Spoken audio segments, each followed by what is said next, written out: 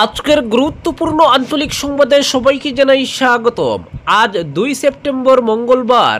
আজকের সকালের বিশেষ বিশেষ খবর হলো রাতাছড়ায় ভূমিধস, ফের অনিশ্চিত বরাক গুয়াহাটি সড়ক যোগাযোগ, বনাঞ্চলে উচ্ছেদ চালানোর দাবি, মুখ্যমন্ত্রীকে স্মারকপত্র হিন্দু জাগরণ মঞ্চের, বিধানসভা আসন দখল করতে কর্মীদের জাপি পোড়ার নির্দেশ এআইসিসি নেতার, হাইলাকান্দি জেলা কংগ্রেস সভাপতি পদে নতুন মুখ শীঘ্রই, বললেন উপাধ্যায়।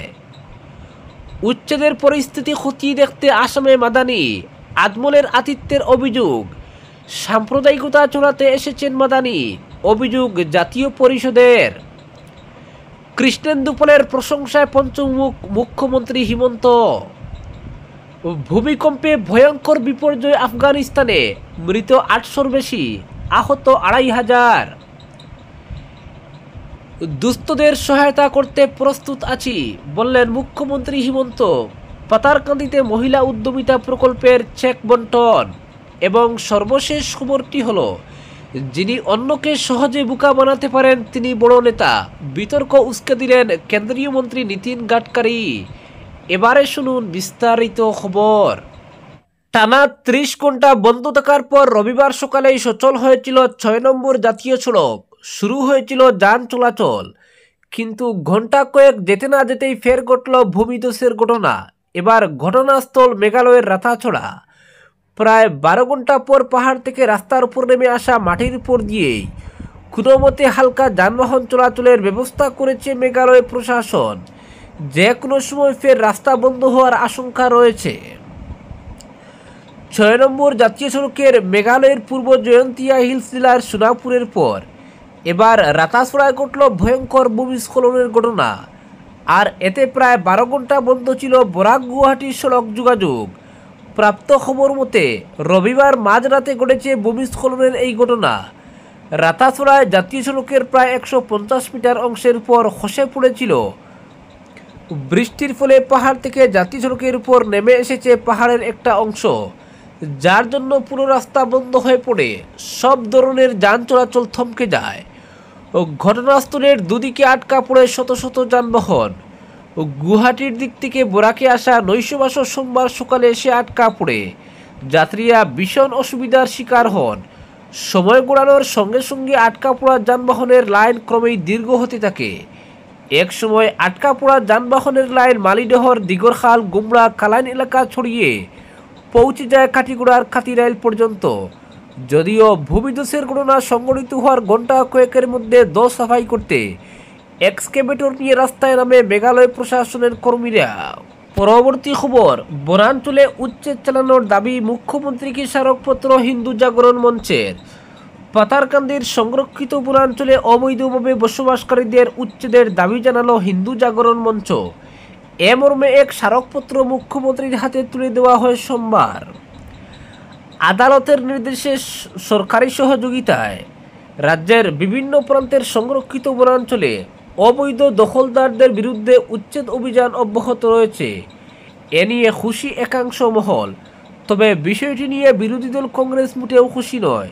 তারা সরকারের এহেন পদক্ষেপে রুষ্ট হয়ে চলমান উচ্ছেদ অভিযান বন্ধের দাবিতে রাজ্য রাজনীতি সরগরম করে তুলেছে। ঠিক সেই সন্ধিক্ষণে সরকারের এই পদক্ষেপকে সমর্থন ও স্বাগত জানিয়ে সোমবার মুখ্যমন্ত্রীর হাতে স্মারকপত্র তুলে দিল পাতারকান্দি হিন্দু জাগরণ মঞ্চ।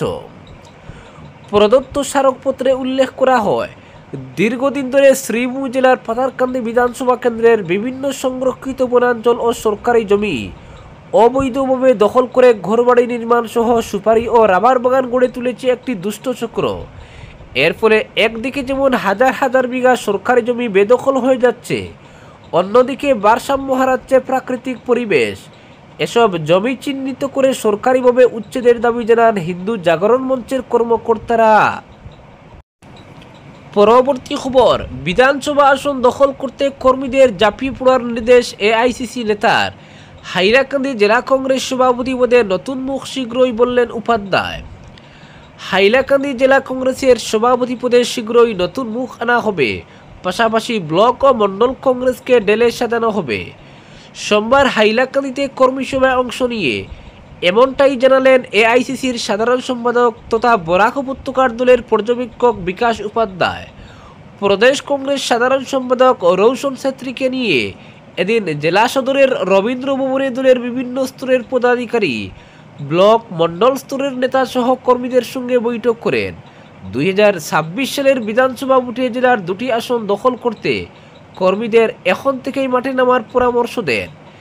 তিনি স্পষ্ট করে জানান, ভোটে ভালো ফলাফল করতে হলে তৃণমূল স্তরে দলকে শক্তিশালী করতে হবে। ফলে এখন থেকে কর্মীদের দলের স্বার্থে কাজ করার পরামর্শ দেন। তিনি আরও জানান, 10 দিন পর তিনি ফের হাইলাকান্দি সফরে এসে ব্লক কংগ্রেস কমিটিগুলির সঙ্গে পৃথক বৈঠকে মিলিত হবেন। জেলা কংগ্রেসের উপসভাপতি মনোজ মোহন দেবের পৌরোহিত্যে অনুষ্ঠিত সভায় বক্তব্য রাখতে গিয়ে উপাধ্যায় হাইলাকান্দি জেলা কংগ্রেসের সভাপতি পদ থেকে ইশাক আলী বড়বুইয়া ইস্তফা দেওয়ায় যে অচলাবস্থার সৃষ্টি হয়েছে তা শীঘ্রই নিরসন করা হবে বলে জানান। জেলা কংগ্রেস সভাপতি পদে নতুন মুখ আনার ইঙ্গিত দিয়ে দলের কেন্দ্রীয় নেতা আরও জানান, বিধানসভা ভোটের দিকে লক্ষ্য রেখে ব্লক ও মণ্ডল স্তরে দলকে ঢেলে সাজানো হবে। পরবর্তী খবর, উচ্ছেদের পরিস্থিতি দেখতে আসামে মাদানি, আজমলের আতিথ্যের অভিযোগ। আসামে উচ্ছেদ এবং মুখ্যমন্ত্রী হিমন্ত বিশ্ব শর্মার বিরোধিতা করে তিনি যখন বিজেপির চক্ষুশূল, তখন হঠাৎ করে আসাম সফরে এলেন জমিয়ত উলামার প্রধান মাওলানা মেহমুদ মাদানি। সোমবার গোয়ালপাড়া সহ আশপাশ এলাকায় উচ্ছেদের স্থানে গিয়ে উচ্ছেদকৃত লোকদের সঙ্গে দেখা করেন তিনি। মঙ্গলবার দিল্লি ফিরে যাওয়ার আগে সাংবাদিক বৈঠকও করবেন মাদানি। দিন কয়েক আগেই দিল্লিতে জমিয়ত উলামার কার্যকরী কমিটির সভায় আসামের সংখ্যালঘুদের উচ্ছেদের বিরোধিতা করে মুখ্যমন্ত্রী হিমন্ত বিশ্ব শর্মার অপসারণ দাবি করেছিলেন। মেহমুদ মাদানির নেতৃত্বাধীন জমিয়ত উলামার সেই প্রস্তাবের তীব্র বিরোধিতা করা হচ্ছে। খুদ মুখ্যমন্ত্রীও বুড়ো আঙ্গুল দেখিয়েছেন মাদানিকে। বিজেপির নেতা কর্মীরা রাস্তায় নেমে প্রতিবাদ করেছেন মাদানির বক্তব্যের। কিন্তু সেই প্রেক্ষাপটেই মেহমুদ মাদানি সোমবার আসামে এসেছেন উচ্ছেদের পরিস্থিতি খতিয়ে দেখতে। মেহমুদ মাদানির নেতৃত্বাধীন জমিয়তের আসাম শাখার সভাপতি হচ্ছেন বদরুদ্দিন আজমল। তাই বদরুদ্দিন আজমলের আতিথ্য নিয়ে রাজ্যে এসেছেন তিনি। তাই মাদানির সফরের তীব্র বিরোধিতা করেছে আসাম জাতীয় পরিষদ। সভাপতি লুরিন জ্যোতি গগৈ এবং জগদীশ পুইয়া এক যৌথ বিবৃতিতে অভিযোগ করেছেন, হিমন্ত বিশ্ব শর্মা এবং আজমলের সঙ্গে গোপন বোঝাপড়া করে সাম্প্রদায়িক পরিবেশ রচনা করতেই আসামে এসেছেন মাদানি। পরবর্তী খবর, কৃষ্ণেন্দুর প্রশংসায় পঞ্চমুখ মুখ্যমন্ত্রী। সোমবার পাতারকান্দিতে মহিলা উদ্যমিতা অভিযানের চেক বন্টন সভা শেষে পাতারকান্দি ব্লক মণ্ডল বিজেপির নবনির্মিত ভবনের আনুষ্ঠানিক দ্বার উদ্ঘাটন করেন মুখ্যমন্ত্রী হিমন্ত বিশ্ব শর্মা। ওই সভায় দলীয় কর্মীদের পরস্পরের মধ্যে ভ্রাতৃত্ববোধ রেখে দলীয় কার্যালয়কে মন্দিরের মতো গড়ে তোলার আহ্বান জানান মুখ্যমন্ত্রী। তিনি বলেন, বিজেপি এবং কংগ্রেসের নীতি আদর্শের মধ্যে আকাশ পাতাল ফারাক রয়েছে। কংগ্রেস পরিবারতন্ত্রে বিশ্বাসী আর বিজেপি কার্যকর্তাদের উপর বিশ্বাসী। কংগ্রেস এদেশে বহুকাল রাজত্ব করে গেলেও গান্ধী পরিবারের নীতি আদর্শকে মানুষ মন থেকে গ্রহণ করতে পারেননি। বিজেপির কর্মকর্তারা যখন ভারত মাতাকে স্বয়ং ভগবানের আসনে বসায়, ঠিক তখন পরিবারতান্ত্রিক ওই দলের কার্যকর্তারা গান্ধীকে ভগবান বলে পুজো করে। বিজেপি কোনো পরিবারের অধীনস্থ দল নয়। আজ দলীয় কার্যকর্তাদের জন্য স্মরণীয় একটি দিন, কারণ দলের ভিত মজবুতের উদ্দেশ্যে আসামের প্রতিটি জেলায় কার্যকর্তাদের জন্য পৃথক পৃথক কার্যালয় স্থাপন করা হয়েছে। এমনকি ইতিমধ্যে বর্তমান সরকারের আমলে এখন পর্যন্ত রাজ্যে 220টি মণ্ডল কার্যালয় রয়েছে। পাতারকান্দিতে নবনির্মিত এই কার্যালয় ভবন উদ্ঘাটনের মধ্য দিয়ে সেই সংখ্যা 221-এ পৌঁছে গেল।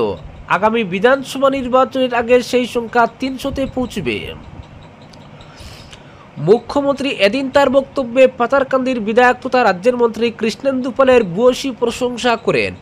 তিনি বলেন, এই বিধায়কের আমলে পাতারকান্দিতে উন্নয়ন হচ্ছে। তাই আগামী বিধানসভা নির্বাচনে যে এই আসনের টিকিট প্রাপ্তি নিয়ে কোনো সংশয় থাকার কথা নয়। সব মিলিয়ে মুখ্যমন্ত্রী এদিন মন্ত্রী কৃষ্ণেন্দু পালের প্রশংসায় পঞ্চমুখ হলেন।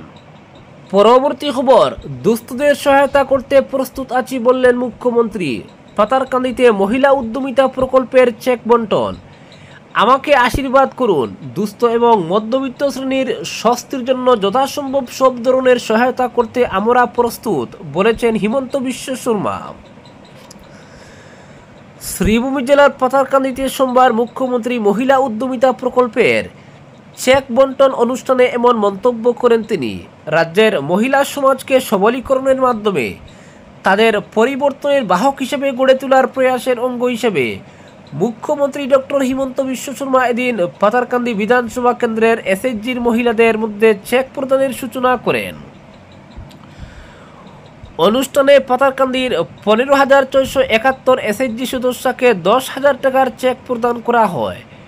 এর মধ্যে 8,429 জন লোয়ারিপুয়া ব্লকের এবং 7,242 জন পাথারকান্দি ব্লকের। অনুষ্ঠানে মুখ্যমন্ত্রী এই টাকা উৎপাদনমূলক কাজে ব্যবহার করে নিজেকে আর্থিকভাবে স্বাবলম্বী করে তোলার পাশাপাশি পরিবারের বিকাশে সহায়তা করতে উদ্যমী মহিলাদের আহ্বান জানিয়েছেন।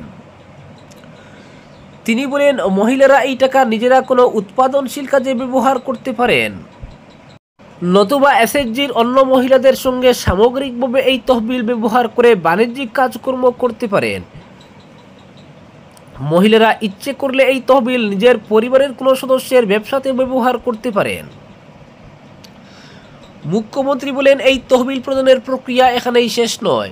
এই 10,000 টাকা কী কাজে ব্যবহার করা হয়েছে, আগামী বছর এর উপর সমীক্ষা চালাবে রাজ্য সরকার। শুধু তাই নয়, টাকার সঠিক ব্যবহার হলে ফের 25,000 টাকা করে দেওয়া হবে। এই 25,000 টাকার মধ্যে 12,500 টাকা দেবে রাজ্য সরকার এবং বাকি টাকা ব্যাংকের মাধ্যমে প্রদান করা হবে। তিনি বলেন, এই তহবিলের সদ্ব্যবহার হলে সরকার পরবর্তী পর্যায়ে 50,000 টাকা প্রদান করবে। পরবর্তী খবর, যিনি অন্যকে সহজে বোকা বানাতে পারেন তিনি বড় নেতা, বিতর্ক উস্কে দিলেন নীতিন গাডকারি। সত্য বলে কিছু নেই, নেতা হতে হলে ঠকাতে জানতে হয়।